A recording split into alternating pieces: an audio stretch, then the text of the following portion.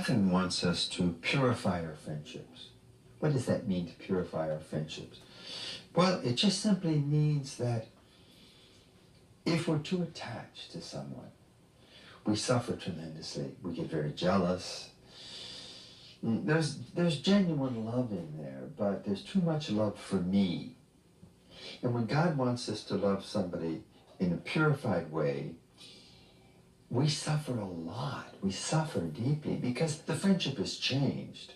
That person isn't always there for you at every minute, every beck and call, because you're giving them the freedom to be a friend, that it doesn't depend on how much time they call you. If your friend doesn't call you up, whether it's a girlfriend, a boyfriend, whoever it is, you give them that freedom. And the purification of our friendship is just reestablishing the Lord in our hearts. Now, this is a great, great cross for many people. What happens is most people fail. When the friend doesn't live up to them, they drop them. Or when the husband doesn't live up to what the wife wants, she drops him. And this is where the Lord, I think, can really teach us that this purification, don't give up on somebody when you're suffering in a relationship. Now, if it's an abusive relationship, that's totally different. I'm not talking about an abusive relationship to stay in that.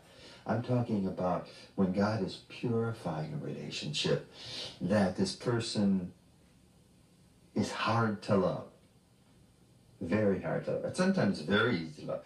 And this happens, I think, mostly in marriage. Like when you really get to know your wife and you really get to know your husband as they are, then real love kicks in. One of my friends who has 8 children, his wife says, "You're not romantic." And he's holding the baby in his arms and he said, "This is romanticism, changing this baby." So I wish I could say that love is easy and always beautiful, but it's difficult and not always very beautiful. But real love is what the Lord is asking of us. You ask an older married couple who's been together, ups and the downs and the bumps and yes and whatever, they found real love. But because the cross purified their relationship, it happens in religious life. This purification is God's loving touch so that nothing really takes his place in our heart.